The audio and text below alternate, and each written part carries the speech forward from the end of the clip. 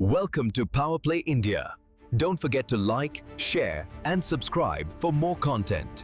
नमस्कार दोस्तों, power play India पर आपका स्वागत है। सोचिए, सुबह के 6 बजे एक सेंट्रल एजेंसी ईडी स्टेट के सबसे पावरफुल पॉलिटिकल कंसल्टेंट के घर रेड करती है। लेकिन कहानी में ट्विस्ट तब आता है जब दोपहर में वहां स्टेट के मुख्यमंत्री ममता बनर्जी खुद पहुंच जाती हैं और रेड को बीच में रोक देती हैं। हिस्ट्री में ऐसा पहली बार हुआ है कि एक सिटिंग चीफ मिनिस्टर ने किसी रेड साइट से फिजिकल डॉक्यूमेंट्स और लैपटॉप्स अपने कब्जे में ली। आज हम डिकोड करेंगे वेस्ट बंगाल 2026 का सबसे बड़ा पॉलिटिकल क्राइसिस, जहां ईडी वर्सेस टीएमसी की लड़ाई सिर्फ करप्शन नहीं बल्कि 2026 इलेक्शन की स्ट्रेटजी बचाने की जंग बन गई है।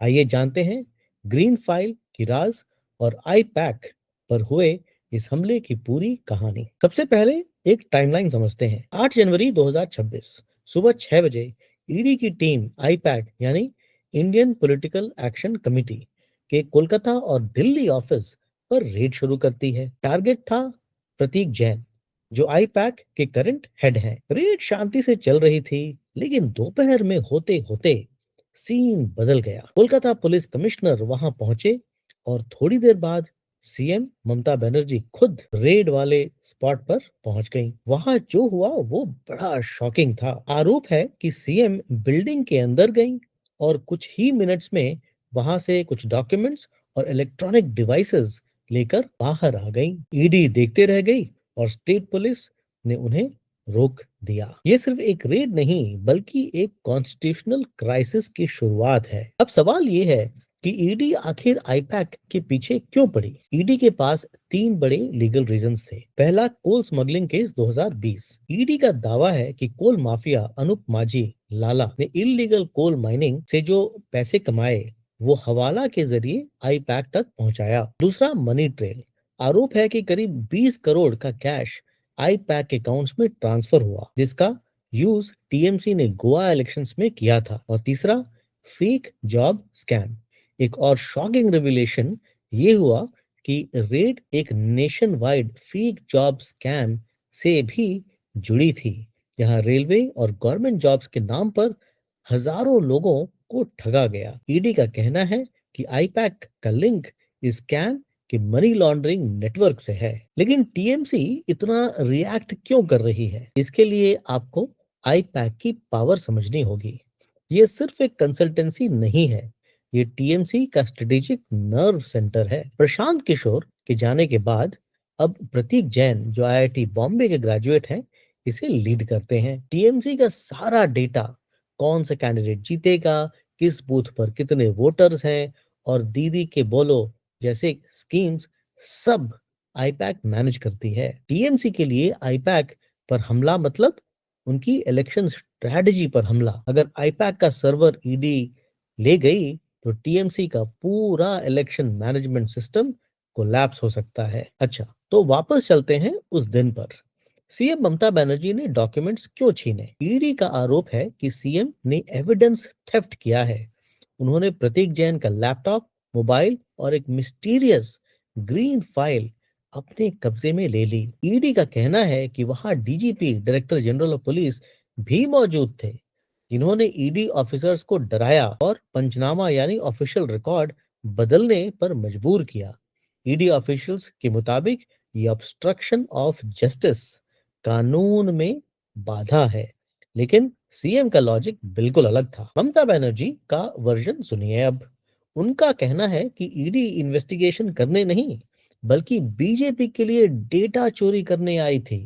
उन्होंने कहा, मैं पार्टी की चेयरपर्सन हूं और मुझे अपनी पार्टी का डिजिटल डेटा प्रोटेक्ट करने का हक है। टीएमसी का सवाल है कि प्रशांत किशोर, जो 2020 में आईपैक के हेड थे, उन पर रेड क्यों नहीं किया, सिर्फ प्रतीक जैन पर क्यों? ममता का क्लेम है कि ईडी इलेक्शन से पहले टीएमसी के बूथ लेवल एजेंट्स की लिस्ट चोरी करना चाहती है ताकि 2026 इलेक्शन को फिक्स किया जा सके।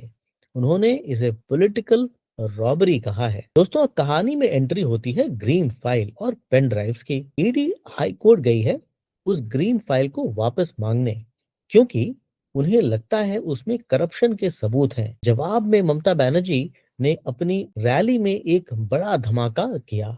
उन्होंने कहा, मेरे पास पेन ड्राइव्स हैं। उन्होंने क्लेम किया कि इस पेन ड्राइव्स में सबूत है कि कोल स्कैम का पैसा अमित शाह और शुवेंदु अधिकारी तक पहुंचा है। उनकी वार्निंग थी, आप किस्मत वाले हैं कि मैंने अभी तक पेन ड्राइव रिलीज नहीं की। ये अब एक इंफॉर्मेशन वॉर बन चुका है। लेकिन इस लड़ाई की असली वजह शायद कुछ और है। एसआईआर यानी special intensive revision of voters list. Election commission West Bengal में वोटर लिस्ट अपडेट कर रहा है। टीएमसी का आरोप है कि करीब 58 लाख वोटर्स का नाम डिलीट किए गए हैं। ममता का दावा है कि एआई और व्हाट्सएप डेटा का यूज करके चुन चुन कर वोटर्स को डिलीट किया जा रहा है। आईपैक इन डिलीशंस को वेरीफाई करने में टीएमसी की मदद कर रही है। टीएमसी का मानना है कि ईडी ने रेड इसलिए की ताकि आईपैक ये वेरिफिकेशन का काम ना कर सके और वोटर लिस्ट मैनिपुलेशन पकड़ा ना जाए। तो इस सब से 2026 इलेक्शन पर क्या असर होगा? दोनों पार्टीज ने अपने नैरेटिव्स सेट कर लिए हैं। टीएमसी ममता बनर्जी ने इसे बंगाल वर्सेस सेंटर की लड़ाई बना दिया है। उनका डायलॉग वायरल हुआ है कि अगर कोई मुझे छेड़ेगा तो वो मेरा पुनर्जन्म होगा। वो खुद को बंगाल की प्रोटेक्टर दिखा रही हैं। बीजेपी कह रही है कि ये जंगल राज है। शुभेंदु अधिकारी ने कहा कि सीएम का रेड रोकना कॉन्स्टिट्यूशन का अपमान है और ये दिखाता है कि दाल में कुछ काला है। वो इसे करप्शन छुपाने की कोशिश बता रहे हैं। अभी मामला कोर्ट में है और यहाँ भी सिस्टम वर्सेस सिस्टम की लड़ाई है। ईडी ने कलकत्ता हाई कोर्ट से मांग की कि सीएम और पुलिस के खिलाफ सीबीआई जांच होनी चाहिए और वो डॉक्यूमेंट्स वापस मिलने चाहिए। स्टेट पुलिस एफआईआर करती है। हैरानी की बात ये है कि बंगाल पुलिस ने उलट ईडी पर ही एफआईआर दर्ज कर दिया है। आरोप लगाया है चोरी और ट्रेसपासिंग का, ये कहते हुए कि ईडी ने बिना बताए रेड की। अब कोर्ट को डिसाइड करना है कि पुलिस बड़ी है या सेंट्रल एजेंसी। ये घटना हमारे देश के फेडरल स्ट्रक्चर पर एक गंभीर सवाल खड़ा करता है। क्या पीएमएलए मनी लॉन्ड्रिंग एक्ट का इंटरनल पॉलिटिकल कंसल्टेंसीज को तोड़ने के लिए यूज किया जा रहा है? क्या एक सीएम का फिजिकली रेड रोकना रूल ऑफ लॉ के खिलाफ नहीं है? अगर हर राज्य ऐसा करे तो एजेंसीज काम कैसे करेंगी? और तीसरी बात, पॉलिटिकल कंसल्टेंट्स की प्राइवेसी क्या है?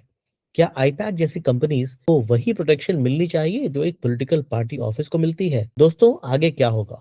सबकी नजरें कलकत्ता हाई कोर्ट पर हैं। अगर कोर्ट ने सीबीआई इंक्वायरी ऑर्डर कर दी तो टीएमसी के लिए 2026 का रास्ता मुश्किल हो सकता है। लेकिन अगर ममता बनर्जी ये प्रूव करने में कामयाब हुई कि ये पॉलिटिकल वेंडेटा है तो ये उनके लिए सिंपैथी वेव क्रिएट कर सकता है। फिलहाल वेस्ट बंगाल की राजनीति में डेटा ही नया ऑयल है और ये लड़ाई उसी डेटा को कंट्रोल करने की है। दोस्तों, आपको क्या लगता है? आपको ये डिटेल्ड एनालिसिस पसंद आया तो वीडियो को लाइक जरूर करें और चैनल को सब्सक्राइब जरूर करें और कमेंट में हमें बताएं कि ग्रीन फाइल में क्या था। इसके साथ ही पावर प्ले इंडिया देखने के लिए बहुत बहुत धन्यवाद। प्लीज इसे लाइक, शेयर और सब्सक्राइब जरूर करें और पावर प्ले एस इंडिया ऐसे ही देखते रहिए। हम जल्द मिलेंगे। Thank you. Welcome to Power Play India. Don't forget to like, share, and subscribe for more content.